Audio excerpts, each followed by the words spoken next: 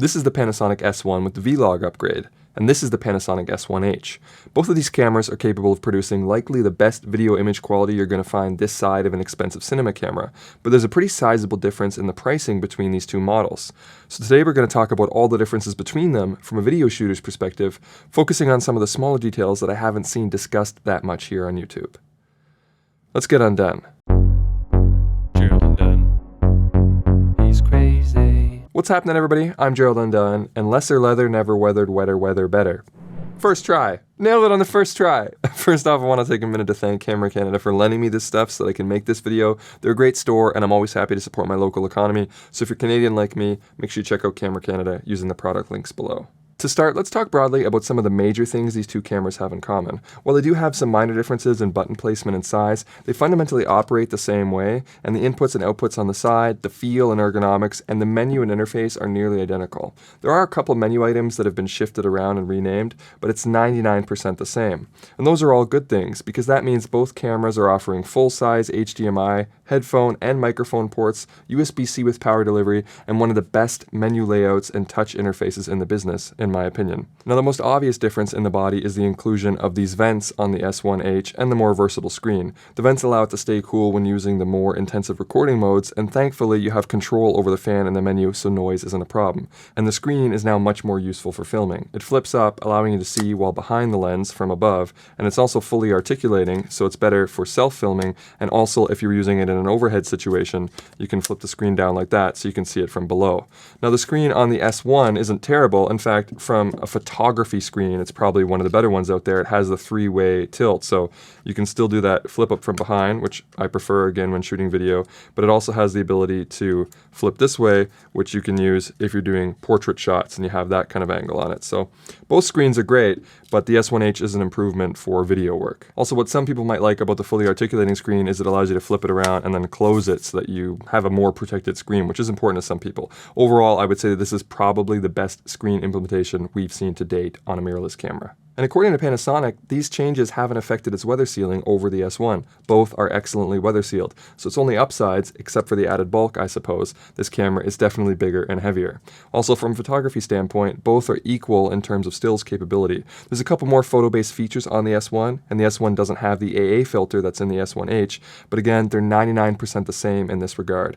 And as Richard Wong pointed out when he recently did a video comparing the optical low-pass filter in the S1H to the S1, he found that the images were pretty much identical, and it was really hard to see diminished sharpness on the S1H in a photo until you punched into like 200%, and even then, it wasn't that noticeable. I'll put a link to his full video in the description below. And if you get the V-Log upgrade for the S1, both of these cameras also share a vast number of video capabilities as well, including the gamma view assist for HLG and V-Log, proper V-Log recording, and waveforms.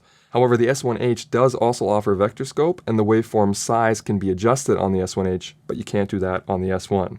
And although it's not advertised as such, both cameras also have a dual native ISO. When shooting V-Log, the S1H clearly indicates that at ISO 4000, you use the higher gain circuit and get a cleaner image. But on the S1, you can also see a noticeable reduction in noise when moving from ISO 3200 to ISO 4000 in V-Log. So in that regard, they're actually the same. It's just as if the S1 is always set to auto for the gain switching. However, I have noticed that the S1H is a touch cleaner in many of the ISO values leading up to that 4000 switchover. If you look at ISO 1600 to 3200 on the S1, you can see a small advantage to the S1H in terms of overall noise performance. The samples you're seeing now were shot using the same lens, the same lighting, and the same settings, and only moments apart. And the S1H does produce a slightly better image. And I've also noticed a temperature shift of about 50 Kelvin between the two when white balance the same. Now, I probably wouldn't call this a major deciding factor because both of these cameras produce a similar and outstanding image. And if we defer to Cinema 5D, who did some lab tests on this sensor, they recorded a dynamic range of 12.7 stops with an SNR of 2, which is the second best result they've ever measured. Again, I'll put links to all this stuff below. Also, the white balance differences should be eliminated when setting your white balance properly while shooting, and the vector scope shows pretty much exactly the same color accuracy between the two. So when shooting 4K, you're getting pretty much the same spectacular image on the S1 as you would on the S1H, but for $1,500 less. And in some cases, you might actually be getting a better image now that the S1 had a firmware update to reduce the ghosting and smearing issues it had, which might still be plaguing the S1H. But let's take a minute to phone a friend who's been quite vocal about this issue to learn more. So I've got Dennis on the phone here, and he's somebody who watches my videos, I think, pretty regularly, commenting on things that he's observed with cameras. And I've also seen him on the forums talking specifically about the S1 and S1H and their ghosting and smearing issues. Dennis, talk to me about the problem you've been finding with the S1H. Hello, Dennis here. I'm a filmmaker from Germany, and the S1H is my main camera right now. And so far so good. Dynamic range, color science, everything is amazing. And there's one big issue where there's lots of artifacts going on in darker areas, or areas which are out of focus, or areas with low contrast texture. And these areas tend to smear a lot when either the camera is moving or the object itself. If there's any kind of motion, then there will be smearing or even ghosting in these areas. You said this only happens in V-Log, or is it in other profiles as well? Basically, these issues don't only occur in V-Log, but they are almost invisible in the other profiles. I did some tests in like Rec 7 or 9 and in HLG. Do you have a theory or an opinion on what you think is causing it and why you see it less so in the HLG profile? I think Panasonic made quite an effort trying to get rid of noise in shadow areas, but did a bit too much and probably didn't do any quality checks. I have no idea what else is going on. These artifacts are caused by so-called temporal noise filtering, and show up on other cameras by other manufacturers such as the X-T3 or the A7 III as well, but not in that amount. So you think that the temporal noise reduction is like too high on the S1H in those modes? It's both too high, but there's also something going wrong with the motion estimation in that mode, which in other profiles just works, but not in V-Log for whatever reason. Something is going on, and I have no idea what it exactly is, but Panasonic is aware of it. They actually fixed this issue last year on the S1 and not on the S1H yet. But I guess that has to do with lots of different modes this camera provides, which are not available on the S1. It probably was easier to fix these issues on the S1. On the S1, you can shoot in whatever profile you want. HLG is clean, V-Log is clean, all the other Rec 7 or 9 based profiles are clean. It doesn't matter which profile you shoot on the S1, but it's a huge problem on the S1H still, and I hope that there will be an update which fixes this issue soon. Now the raw update would also fix this issue, right? Because then there would be no noise reduction or whatever you think is the cause, that just the processing wouldn't be taking place, right? What RAW does is it captures the raw stream from the sensor, and the camera won't be able to apply any internal processing, which would actually get rid of the noise reduction issue. But it also means that there will be a lot more noise in the image, but you can decide what you want to do. If you want to denoise it or not, it's your decision. So generally then some tips to deal with the problem on the S1H between now and when there's hopefully an update for it to fix it would be to probably shoot on the higher exposure side of things, maybe overexpose a little bit to reduce the impact of it. Is there anything else in terms of, codec options or frame rate that has an impact on it? So what definitely helps is staying in 4K. Don't touch any of this 6K and 5K modes. They apply way more noise reduction even. Overexpose at least one stop. Try to expose 2 stops over even if possible. Of course, protect highlights. At that point, if you are shooting 4K, potentially in HLG, you're not using the 6K modes, then it becomes very similar to the S1 in terms of its capabilities, because the image quality is almost identical between these two cameras. I found anyway in my tests. It is. So for you, what are the important factors that you would say make the S1H worth the upgrade? The reason why I updated from the S1 to the S1H was basically the real 24p. I need that to be able to provide DCI 4K DCP masters, which rely on real 24p.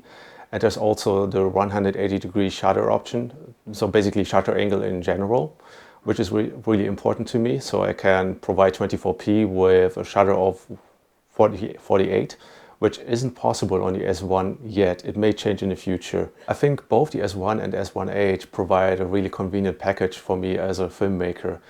You don't really have to rig it that much. You got great battery life. You got IBIS. You can basically shoot shoulder camera-like footage out of your hand. But since I switched to HLG after I discovered all the artifacts and that HLG basically provides the same dynamic range according to Cinema 5D as an example, but also in my own tests, I noticed that the color was quite hard to deal with. But when dealing with that HLG, you've made your own LUTs. You sent me some of them to review. Have you found that your HLG LUT and your V-Log LUT produce the same? Like, are you happy with the HLG result the same way that you were really happy with the V-Log result? Have you sort of fixed it with your LUT, so to speak? I did my best, I guess, and try to keep your exposure around 0 EV. The image will look fantastic, but you can never overexpose HLG. It goes into really heavy compression. But in case you avoid that, you get a fantastic image which can be easily matched with any V-Log footage you shoot. Well, I can say personally that I just shot a bunch of shots last night when I was testing the IBIS. And for quick turnaround, I just threw the LUTs that you sent me to test right on the footage, and it looked pretty great. I only really like tweaked maybe like the midtones a little bit or just add a little contrast here and there, but it was really minor what I did, and I thought it looked fantastic. So I highly recommend your LUTs, and I found that they're also really color accurate, which has always been something that's important to me. A lot of people will make LUTs that look good or have a certain look, but they're not necessarily color accurate. They just have a nice feel to them. Yours, I find, have a nice contrast, but also have a high level of color accuracy, and that's something that we've talked about in the past. So if people wanted to find your LUTs, I'll put a link in the description. But what are you selling them under? Under like a company name, or what are the LUTs called? What should they look for if they're doing a manual search? So basically, these LUTs are sold under the 55 Media brand, which I'm working on at the moment with my friend. I'm glad to hear that you're satisfied with the LUT. And that was quite my intention, to provide a LUT which has some kind of soft cinematic look, which is not too contrasty, but also provides really accurate color. And I'm assuming these LUTs will work on the S1 as well, because it's pretty much the same image, right? They do. All right, well, thanks, Dennis. Great tips. And again, great work on the LUT. And I appreciate you coming on the video here and sharing your experiences with the S1H and talking about that ghosting issue. I wanted to get somebody's opinion on it who's had more experience with it. You've been really vocal about it, so I thought you were a great candidate to talk about it. Thanks so much for being on the video. It was my pleasure. Yeah, thank you for having me, and hopefully next time. Bye-bye. Also, when it comes to pans and movements that can cause that ghosting issue, the S1 also has slightly better rolling shutter performance, so at the moment, it might be the winner for capturing faster movement. Of course, this could all be reversed if and when the S1H gets its RAW update, because it should bypass the processing that's causing many of these issues. But regardless, when shooting a static subject, the S1H will have a slightly cleaner image and be less likely to introduce moire and aliasing due to the filter, and of course, it can also shoot in 6K resolution. But there are a few more differences regarding bit depth and chroma subsampling at 4K and below. First off, you can shoot full HD up to 120 frames per second on the S1H and keep your 10-bit color, where that drops to 8-bit on the S1. So that might be important if you do a lot of slow motion. You can also record 4K 60 at 10-bit internal on the S1H, but you'll require an external recorder to do that on the S1 because, again, it's only 8-bit internal. And that 8-bit 4K 60 also has a 30-minute record limit on the S1, which the S1H doesn't have. So again, you need an external recorder with the S1 to bypass that record limit and match the S1H. And you'd also need that external recorder if you want to record in an all-intra codec, because the S1H can do it internally, but the S1 cannot, even with the V-Log upgrade. But that also kind of closes the pricing gap on the S1 if you need those features, because now it becomes the price of the S1H versus the price of the S1 plus the V-Log upgrade plus the Ninja 5, which would be closer to $3,400 or only $600 less than the S1H. But let's talk about what you're getting for that $600 so you can decide if it's important to you. First off, the S1H has way more resolution options. It has true Cinema 4K options for each read combination, where the S1 only offers Ultra HD. But the biggest resolution difference is that the S1H allows for 6K full-frame recording and is Netflix approved. But you probably knew that already, and if you needed 6K, we wouldn't be having this conversation. So instead, let's talk about the smaller things that actually make a big difference in your experience with these two cameras. On the S1H, you get shutter angle control instead of shutter speed, and this can be extremely convenient if you change your frame rates a lot, as your shutter speed will be adjusted correctly automatically. You'll get more refined controls over what's transmitting over HDMI, allowing you to choose down conversion options and sound transmission control with the S1H, where the S1 is good in this regard, but a little bit more limited. You get anamorphic D-squeeze, which brings this camera much closer to cinema camera level, and the image stabilization works with anamorphic lenses, which is pretty awesome because the IBIS in this thing is outstanding. But luckily, that's the case for both of these cameras. Not the anamorphic support, but both of these cameras have terrific image stabilization and easily the best you can get on full frame. It might be the best Panasonic has ever produced. In fact, I recently just posted a sequence to Instagram and Twitter where I shot almost entirely with these cameras at 105mm handheld using just the IBIS, and some of them were even from a moving car, and I was impressed at how smooth they look. I would recommend you go check out my Twitter and Instagram if you haven't already, because I'm going to be posting some more samples from these cameras there soon. I know that this video is kind of dense in the usability factors and we're kind of blasting through here, but if you want to see some more samples, go check me out on social. Anyway, audio recording is much better on the S1H as well. The S1 has the same problem the GH5 had, where you can only turn it down to minus 12 dB, and for many voices on many microphones, that's not enough to prevent a hotter mic from clipping. The S1H solves this problem by not only allowing you to reduce the gain down to minus 18 dB, but you can also drop the entire amp from standard level to low level, which should completely remove any of those hot signal issues on the S1. This is huge for people that record audio in camera a lot, and it also has better audio meters, which can be displayed on the top screen as well. And that top screen is also much bigger and much more useful on the S1H, which can be customized, allowing you to change the display and the information that's shown, like those audio meters I was talking about earlier. Both cameras have zebras, but the S1H allows you to enable both sets, zebras 1 and 2, simultaneously. So you could set one to skin tone and one to white clipping if you wanted, and this can be helpful when you're running and gunning. Both cameras also have dual card slots with the same backup or sequential capabilities, but both slots are SD on the S1H, where the S1 features an XQD slot. Although you can get away with cheaper SD cards for the S1 because there's no all-I options, so the more affordable V30 cards will do, where you'll need a quality V60 card or better for the S1H if you want to use the all-intro recording. The S1H also has timecode, which is going to be crucial for some people, and the S1H has those video features from the GH cameras like live cropping, where you can punch in, and focus transitions that allow you to change focus throughout a shot automatically, which is easy for a solo shooter,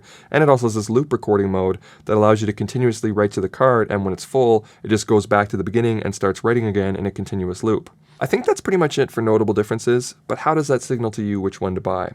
Well, I think you need to draw the line earlier than the $600 difference. I think that if you're planning to go that far with the V-Log upgrade, the Ninja 5, and so on, you might as well get the S1H instead and take advantage of all the extras we just discussed, including 6K resolution. But if instead you fall into the category of someone who generally only shoots 4K at 24 or 30 frames per second, you're fine with compressed codecs, and you don't have issues with the GH camera's hotter than average preamps, or use an external audio recorder, then you can probably get away with just the S1 and still take advantage of the excellent image quality and IBIS, assuming you don't need autofocus, of course, because neither of these cameras are the way to go if you need reliable AF. Of course, at that point, we open ourselves up to the conversation of why not just get the Sony a7 III, which I've already made that video, link in the description.